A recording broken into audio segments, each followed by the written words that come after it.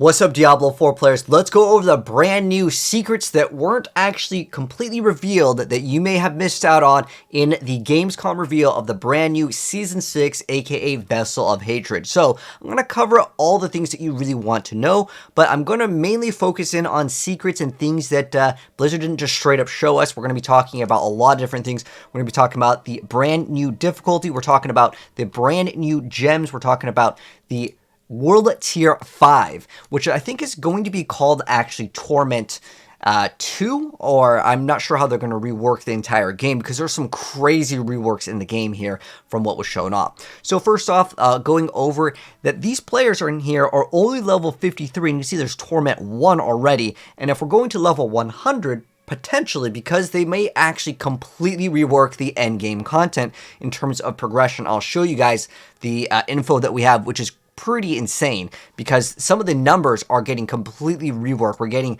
basically a lot lower numbers. So you can see over here, there's a party finder. That's another new feature coming out into Season 6. But you can see that, again, the players are quite low in terms of level, especially for it being Torment 1, because Torment 1 right now is World Tier 4. It's just called Torment.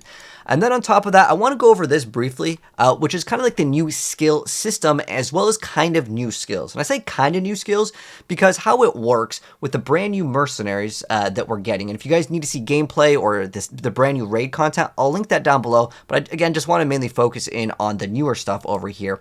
But with the new skill system, how it works, think of it kind of like Path of Exile if you've ever played it. You have your activator, and then you have something that actually will proc on whatever condition it is. So you can see over here we have reinforcement. So you have these new mercenaries, and these are kind of like followers in Diablo 3, but they essentially unlock a new way to actually play the game, because when you use a certain skill, they will then use another skill.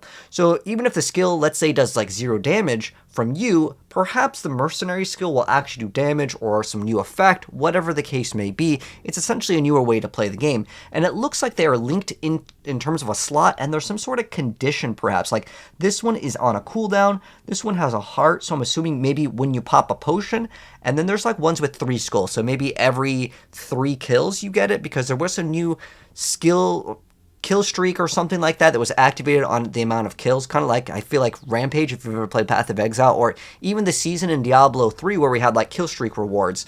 So that could be on every 3rd kill or something like that. But I'm not sure of all the activations, but I do know of one that wasn't actually mentioned here in the notes.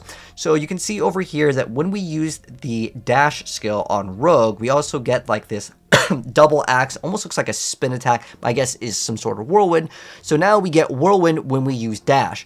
Now, how it should work is that the other mercenary will then cast the actual skill, and I think it's going to be really cool to see how far they go with this, because we might not be able to see the end game right now, because it looks like there's only like 3 that we're gonna have right here. We could maybe get 1 for each skill, maybe 1 skill can be linked 3 times, I don't know, but that's the info that we have, and it's kind of like a new skill system. And I like this idea of you activate this skill, then your mercenary uses another skill, so you're getting kind of double the value.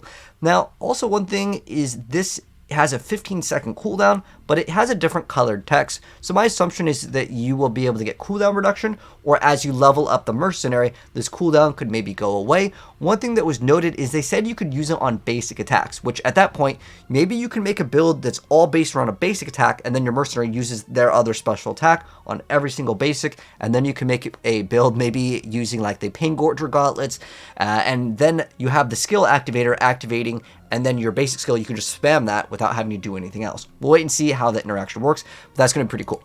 So we've already talked about the brand new Torment over here, but let's talk about World Tier 5. Now this was data mined a while back, and a lot of people thought it was fake, but you know, it's turning out to be kind of true here. But there is a few things that we can get out of this. So they have actually data mined this in the game, so this isn't just like crazy speculation that we're getting World Tier 5. We already know that we're getting a higher like difficulty setting because they already showed off Torment, but there's going to be some newer gems here, and then there's going to be a brand new area that we're going to have to unlock in Fractured Peaks. It says that there's a marker placeholder, so we're going to get a new capstone to complete, which again, if they're putting a capstone, obviously that's for the next world tier. So that's going to be kind of cool. And then basically the gem ranks go up. There isn't really anything they really get out of this other than maybe thorns could be a lot more potent, because if you start upgrading the gems, I mean, the thorns damage is going to get a lot higher, and thorns is already going to be pretty insane with the brand new Spiritborn class. But then on top of that, some people are speculating about the loadout system. There's a little thing over here, but there's a lot more out of this screenshot that is crazy. So one thing that they've been consistently doing is hiding the level. And you can see over here that this little square is definitely added in post, as in like they didn't want us to see the level. A lot of people are thinking that the max level will then now be 60, or it's going to lower the level. But I want you guys to look at the gems that's in the inventory. These are like the end game gems. Well, at least as of right now, because remember, we're getting some newer gems here. So that could be something to factor in. But look at this person's attack power, and look at this person's armor. There's no way you would have this little armor in the game with these gems. Now, could it be just a playtest and that's just what they're showing off? Sure, that's entirely possible. There's also these new coin currencies over here. You can see what you can buy. So there's ones where it says it restores HP and drops health potions for nearby teammates. There's also a scroll to summon goblins, which is kind of cool. And there's a bunch of these other ones, grave oil restoration. And I know that there is going to be some sort of scroll to basically reset the tempers, which is a really good thing in the game, which that was actually shown off, but I figured I'd go ahead and cover it. Now, each one of these mercenaries will have their own skill tree. You can see it starts at the top, and then you can decide what you want to go for. And it looks like you can only put 1 point into each, and I'm sure you're going to have some sort of progression. We also see this one over here says 7, so it could be like tier 7 of like the mastery or something. And then we also see a paragon point below or something like that. Now, I'm curious to know if they're going to be reworking the paragon system, as well as they're going to be doing some massive overhauls in the game. But we can also see, I don't know if this is just for the screenshot, but you can see this thing has no HP. The Aldkin, which is the mercenary. So does that mean the mercenary can actually faint, die, or go away? I don't know. How it worked in Diablo 3 was the mercenary would faint for a little bit, and then like you'd wait a while and they would come back to life. So my assumption is the mercenary can be eliminated, or kind of like, you know, in a position where they can't do anything for a while. There's 4 different mercenaries. There's like a berserker, or like a barbarian looking one. There's like this little demon child, and there's one that uses like a ranged attack, kind of like a bow at the moment. And then we also can see over here, this is the brand new party finder, which is pretty cool. You can list a party, you can go ahead and find a party, and there's different wings. So one thing that I've noticed is that it's still 2 out of 4, but if we have multiple wings, this could mean we can finally get more than 4 players together in a party. You can technically do that right now in the game if you party up with people and then you leave but stay in the same zone. It's a way that you used to be able to do it in Hell Tides, and you keep on doing the maiden back to back to back. But as of right now, again, Torment 1, which is the hardest difficulty, people are level 50 here, so I don't know if we're going to get a level cap increase or it's decreasing. Let me know, guys, what you think is going to be happening. Another thing is, again, showing off this, there is like S1, S2, I'm not sure if this is all placeholders, but you can see over here that there's multiple wings, and you can have up to 8 in a party description. I'm not sure exactly if that means that you can like search for different things, but I know that there was different things that you could search for. There's like, you can search for bosses, you can search for specifically the Citadel, which is the new raid content, and then these were some of the other skills that were in the game. Now, again, these are technically for the mercenaries, but if you can push a skill and then get the mercenary, I mean, it's basically a kind of a cool way. That's kind of the thing where like when you use a skill, you have that one link to it. Again, I think kind of like Path of Exile levels here. But you can see it has a cooldown, it spins to location, and it also inflicts some condition.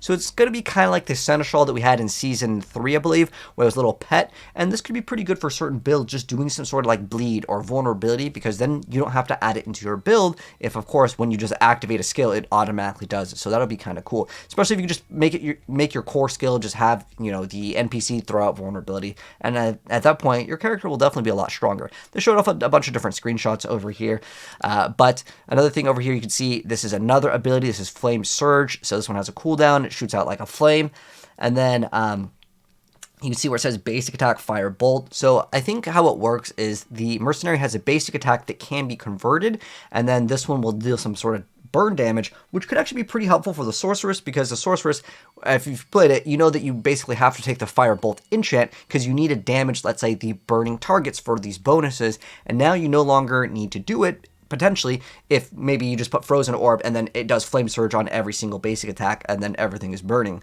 which will be kind of cool. So it does mix up the gameplay a little bit, and I like that idea. We have another one. This is Aldkin. He can actually throw out some ghosts that can do some damage, and then also it will actually change the basic attack to Shadow Tendrils, which will release Shadow Bolts. Now I'm curious to know if this will also count with Tal Rasha, but this is something that was just shown off for like a second here. And then once again, lots of different screenshots hiding the level for, again, I don't know what reason, because maybe they don't want to show us that it goes past, you know, level 100. I mean, it doesn't make sense to go ahead and hide it if, like, you know, the max level is already 100, because why? They're doing something over there. Again, let me know what you think of that. And then bricking items in Season 6 is going to be gone. No more bricking items. There is something that you're going to have to acquire. They say it's called Retemper Scrolls, so that's really good. So that means if you brick items right now, you can still save your items because, well, if you happen to have a 3 greater affix, it's really good, and you're like, oh, I bricked it. Yeah, save it. It could still be worth it. That is obviously only if you're going to be playing on Eternal, but nonetheless, 3 greater affixes that are actually good are quite rare anyways. But there's also these things over here that you can get some extra rewards. So these newer currencies, I believe, are called pale marks that you're going to be able to earn. And this is with the mercenaries here. So you can see it says how to earn rewards. You earn rapport by completing any activity or killing worthy foes with Subo as a hired mercenary or reinforcement. There's like a guy with a shield too. There's 4 mercenaries. There's a shield guy, like a berserking barbarian, a little like demon child, and then like a ranger. But you can see the rewards over here. It's just more like the coins. Kind of looks like the same thing that we already have. It's going to like rank up. So you're going to have to rank up your mercenary. And then they show off like a bunch of the stuff with the Citadel. And like I said, if you guys want to see the gameplay of the Citadel, I'll link it down below. But I just want to cover again things that people kind of like missed out on, or secrets, or, you know, other things that maybe people didn't realize. But on top of that, they said through the Dark Citadel. This is the new endgame, by the way, guys. This is one you're going to have to queue up. It's got different wings. You cannot do these solo, by the way. It mentions that you need at least 2 people to do it. But it says throughout the Dark Citadel, you earn Citadel coins, which are key to unlocking cosmetics exclusive to the Dark Citadel that evoke the Regal Mania and its demonic owner. So I'm pretty sure what this means. It's probably just going to be cosmetics only. But again, it says exclusive over here, so you can only unlock them that way, but that's fine. But yeah, you cannot do this content solo. There's a couple more things that if you feel like reading, it's fine. I'll link it down below in case any of you guys want to read it, but I just want to go over the things that I felt like were more important and things that maybe people missed out on. But what do you guys think of the update? I think overall it is a huge win. I'm really hoping that we get some sort of form of PvP, as well as like some sort of different ways to actually trade in the game. I think that would be really good. That way we don't have to go to a website and then people just don't respond. But what are other features you guys want to see? And I'll try to relay that info to Blizzard as a Diablo partner, because I've been really asking them to make a trade in the game, so we don't have to go on a third-party website and you know, kind of waste our time. I feel like that would be a really nice feature in the game, or an auction house or something, just so we can get what we want a lot faster, because people just simply don't respond on trades. Anyways, that's gonna wrap things up. If you guys enjoyed the video, drop a like on it. If you're newer and you want to be up to date on Diablo and more other gaming news, hit subscribe to the bell. I'll see you guys in the next one.